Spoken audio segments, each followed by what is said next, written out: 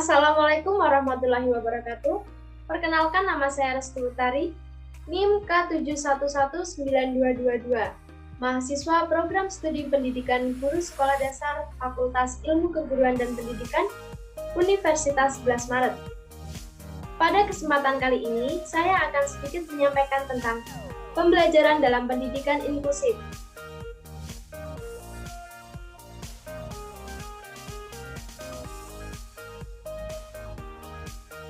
Yang pertama, desain pembelajaran pendidikan inklusif.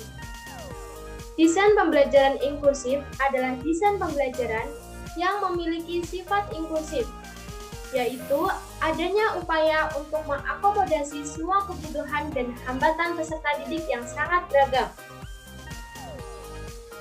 Desain pembelajaran yang inklusif dioperasionalkan dalam alur sebagai berikut. Desain pembelajaran dirancang yang diperlukan secara bersama-sama untuk anak ABK dan non-ABK yang disebut dengan desain pembelajaran yang inklusif. Komponen-komponen utama dari desain yang dirancang terdiri dari metode, materi, media, dan evaluasi. Terhadap komponen-komponen ini, harus dilakukan modifikasi agar dapat mengakomodasi semua keberagaman siswa. Dalam pelaksanaan desain tersebut, harus memperhatikan 4 aspek penting yang disarankan oleh Sternberg dan Tyler. Keempat aspek tersebut meliputi: yang pertama, pengaturan lingkungan fisik; yang kedua, prosedur pengajaran; yang ketiga, materi atau isi pembelajaran; dan yang keempat, penggunaan alat yang adaptif. Dalam pasal 8 Permendiknas nomor 7 tahun 2009 dipaparkan bahwa pembelajaran pada pendidikan inklusif mempertimbangkan prinsip-prinsip pembelajaran yang disesuaikan dengan karakteristik belajar peserta didik. Selanjutnya adalah prinsip pembelajaran pendidikan inklusif. Prinsip paling mendasar dalam pendidikan inklusif adalah bagaimana agar peserta didik dapat belajar bersama, belajar untuk dapat hidup bersama. Johnson dan Miriam menjabarkan dalam 3 prinsip, yaitu: yang pertama, bahwa setiap anak termasuk dalam komunitas setempat dan dalam suatu kelas atau kelompok. Yang kedua, bahwa hari sekolah diatur penuh dengan tugas-tugas pembelajaran kooperatif dengan perbedaan pendidikan dan fleksibilitas dalam memilih sepuas hati. Yang ketiga, guru bekerja bersama dan mendapat pengetahuan pendidikan umum, khusus, dan teknik belajar individu, serta keperluan-keperluan pelatihan dan bagaimana mengapresiasikan keanekaragaman dan perbedaan individu dalam pengorganisasian kelas. Selanjutnya adalah kegiatan pembelajaran. Kegiatan pembelajaran dimulai dari tahap yang pertama, yaitu persiapan. Persiapan dimulai dari merencanakan program pengajaran tahunan, semester, dan penyusunan perencanaan pengajaran dilengkapi dengan persiapan media belajar dan evaluasi. Kemudian yang kedua, pelaksanaan kegiatan dengan mengacu pada persiapan-persiapan pembelajaran yang telah dipersiapkan sebelumnya. Yang ketiga, menindaklanjuti pembelajaran yang telah dikelola yang berbentuk pengayaan atau penambahan jam mata pelajaran dan remedial bagi siswa yang mendapat kesulitan belajar. Pelaksanaan pembelajaran di sekolah inklusif, yaitu berdasarkan perencanaan, adalah suatu kegiatan dalam merancang sebuah pengajaran dalam rangka mempersiapkan segala sesuatu yang berhubungan dengan pembelajaran untuk mencapai tujuan yang telah ditentukan. Hal yang harus diperhatikan dalam perencanaan program pengajaran adalah kurikulum, yang merupakan seperangkat rencana dan peraturan pelaksanaan pembelajaran yang mencangkup pengaturan tentang tujuan, isi, proses, dan evaluasi. Kurikulum yang digunakan dalam penyelenggaraan pendidikan inklusif pada dasarnya adalah kurikulum standar nasional yang berlaku di sekolah umum. Namun, karena keberagaman hambatan yang dialami oleh peserta didik berkebutuhan khusus, mulai dari yang ringan sampai yang berat, maka dalam implementasinya, kurikulum yang sesuai dengan standar pendidikan nasional perlu dilakukan modifikasi sehingga sesuai dengan kebutuhan peserta didik. Model pembelajaran pendidikan inklusif. Model yang pertama adalah kelas reguler. Dalam kelas ini, anak berkebutuhan khusus bersama anak reguler sepanjang hari dengan menggunakan kurikulum yang sama.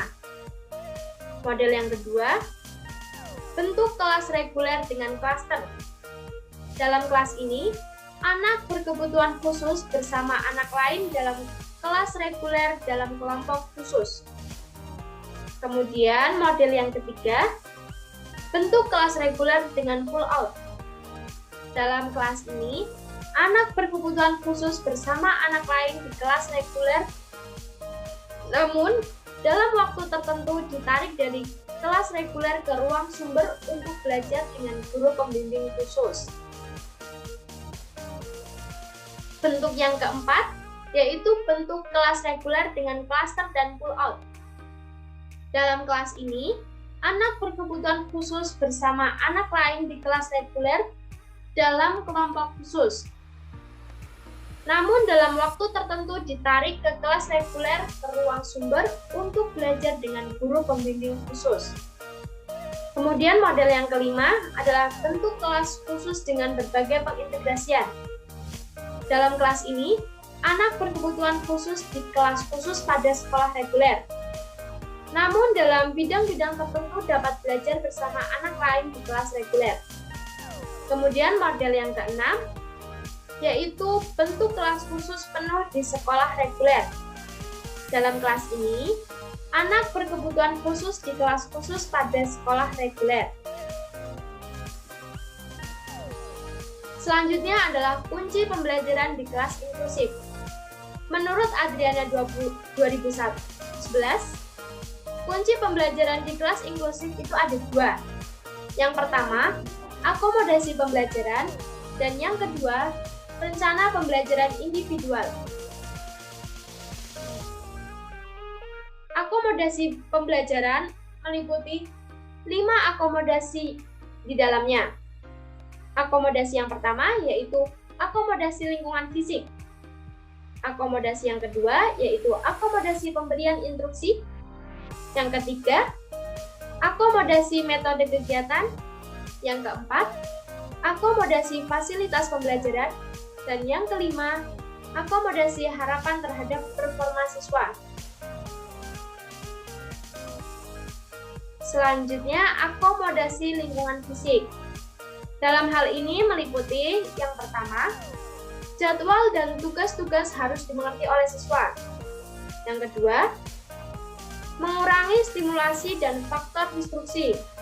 Misalnya, tunarungu duduk di paling depan agar mudah membaca gerak bibir guru. Kemudian, anak hiperaktif duduk di tempat tenang. Kemudian yang ketiga, siswa anak berkebutuhan khusus ditempatkan di dekat siswa non-anak berkebutuhan khusus yang bersedia menemani atau menjadi tutor. Yang keempat, menata kursi dan meja dengan pola yang rileks.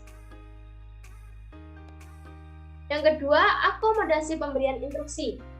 Dalam hal ini, pemberian instruksi harus mengingat keterbatasan anak. Misalnya, anak dengan gangguan pendengaran diberikan instruksi dengan memanfaatkan kemampuan visual anak.